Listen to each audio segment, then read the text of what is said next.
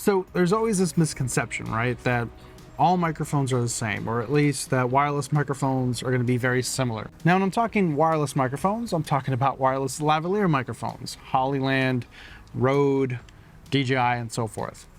I've done videos before where I have done a deep dive on each particular microphone brand, so I'm not necessarily going to be doing a review on each microphone today. I wanted to talk about how different each microphone sounds, even when they're within the same brand. Let's dive in.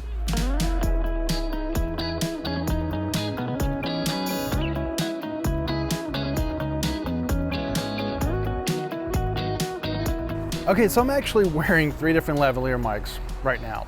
So in today's video, I'll be showcasing DJI, 2 different models, and Hollyland.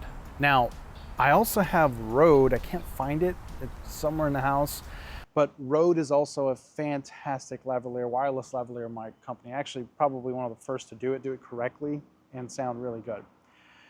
But for the purpose of today's video, I just want to talk about, even with just these 3, how different the sound is and which one I personally prefer. So I'll tell you off the bat, I prefer the sound of Hollyland first. It sounds very, very good, like a very professional sounding. And then the original DJI wireless mic, and in my opinion, dead last would be the DJI Mic 2. I actually like the Rode over the DJI Mic 2, the original Rode Wireless Go 2 or whatever it's called. I'll be cycling through the audios in today's video just to give you guys an idea of what they sound like. I'm gonna have them pinned in exactly the same area. I'm not gonna hold them up to my mouth. But I also want you to pay attention to, we're outdoors, right? How well they're rejecting sound in the lavalier setting. I'm not gonna do noise cancellation, just the mics acting in their bare essence today, right? I'm gonna have windscreens on all of them. I mean, that's a dead given thing that you have to do when you're outdoors. But just pay attention to my voice, the outdoor sounds, the traffic coming by, the cars, the birds, the wind, and all that stuff. And you let me know which one you like. So what you're hearing right now is the original DJI mic unprocessed. Now, the other thing I want to mention is they are all recording internally. If they can record 32-bit float, then they're recording 32-bit float, but I'm pulling the internal files from each of these mics. They're not plugged into the Sony a7S III. So that's the original DJI mic. Now let's hop over to the DJI Mic 2. Now, I don't like this mic. I don't like the way it sounds. It sounds very flat. Yes, I've done the firmware update, I've done all that. And in my opinion, it just doesn't sound as good as the original DJI mic. I don't know why.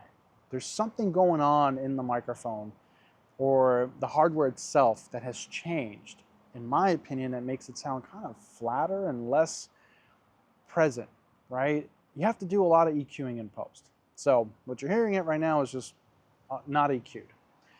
And now you're hearing a DJI Mic 2 EQ'd. Now this is me EQing it with my presets, with my EQ curves and voice isolation and all that stuff, trying to get the most out of this microphone. Again, I don't think it sounds as good as the original DJI mic, but it's just what I can do with it, at least what I think sounds good for my voice, right? And this is the Hollyland Lark Max. Unprocessed, what it sounds like, just raw right out of the microphone. This is one of my favorite microphones. It really does sound the most professional. It just has this sparkle to it. I really like microphones that are mostly flat, but have their own characteristic, their own zest, that sparkle that the manufacturer only knows how to do. Sennheiser, Neumann, we all have heard it before when you have a great microphone that's just absolutely legendary. This is probably the closest to it, in my opinion, when you come, in the realm of these wireless lavalier microphones. And this is what it sounds like processed with all my presets and all that stuff.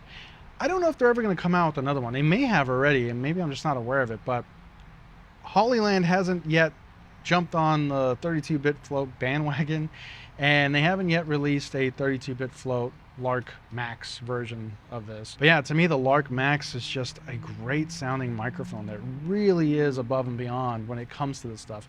I actually use the Lark Max as my backup lavalier mic. I'll run a wire to it for my professional work. Like I'll run an actual microphone, and the microphones that it comes with, actually, the wired lavalier microphones are really, really high quality. Now, I have no problem running the Rode and the DJI mic as well. Not the Mic 2, the Mic 2 sucks, but I have no problem running those as well. I've used the DJI mic before in a professional setting, but I always feel like if I do have to cut to the lav mic with the DJI or the Rode, there's a lot of work with the Rode because you have to bring it down a lot, but you know, there's going to be a lot more work than with the Hollyland. The Hollyland, I just feel like it always puts a smile on my face whenever I hear it. It's that good.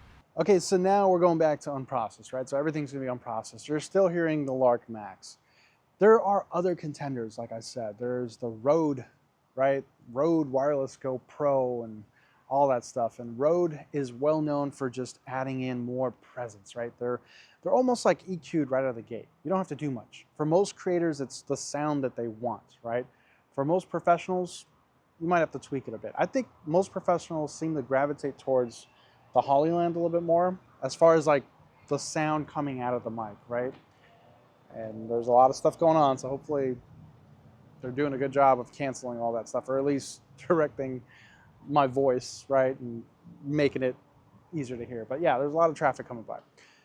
So now let's switch back to the DJI mic, the original one. I also think a lot of creators seem to find a DJI mic somewhere in the middle. It sounds good, right? Like just straight out of the microphone. For me, the sweet spot is when a microphone is mostly flat, but there's a little bit of sparkle that they add in there, a little bit of presence. Like Neumann, for example. Neumann's known, Sennheiser's known for doing this too, where the mic is fantastic. It gives you the flexibility you still need, but has that sparkle, that zest that only the company knows how to do. And that's when you find magic. So Hollyland for me fits that bill. DJI, somewhere in the middle. And then Rode is really present, really, you know, vibrant, almost like you don't even have to EQ it.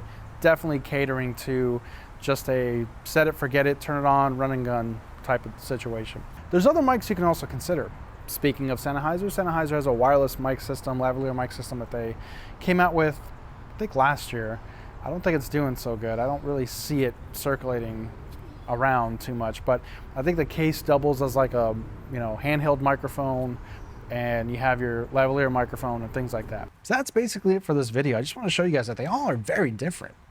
I mean, sometimes you might have more than one because of just how it sounds and how it reacts. And also having the same brand, but two different models is also very different. For the Hollyland, I have the Lark M2, the little tiny button one, which sounds fantastic, by the way.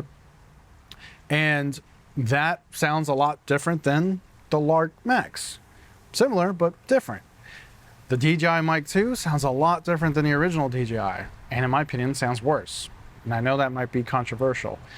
The Rode Wireless Go 2 sounds different than the Rode Pro. I think the misconception is, well, oh, I already have a wireless mic, I'm good, I'm golden, they all sound the same. Not true. Also, placement is a big deal. This is kind of where most people typically wear them. That's why I have it today and for this video right here. Between the chest and the mouth, pointed at the mouth. You're gonna get a lot more rumble here though. Some folks hold it, nothing wrong with that. You're gonna get a lot more presence, a lot of more of that boominess, and plosives are gonna be, you know, a big deal when you're that close. I've seen some folks wear it on their hat, right? And just kind of point it at themselves. And that seems to sound really good too. So different ways of wearing it, but honestly, they're all capable of running a microphone, like an actual lavalier wired microphone.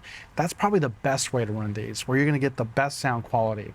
And then the other thing I wanna mention is having these wireless lavalier mics, they don't replace true wireless lavalier mic systems. Like the high-end stuff that is going for $1,000, $2,000, $5,000. Those are completely different, and the microphone on those are way different. For most people though, this is more than enough. For creators and content creators and all that, even for semi-professionals, this is probably more than enough as a backup lavalier mic that you're using, you know, in parallel with a boom microphone or a shotgun microphone, small condenser microphone, things like that. That's it for me, guys. I hope you found this video informative, and if you did, please consider subscribing and joining our channel memberships. I'll catch you in the next video.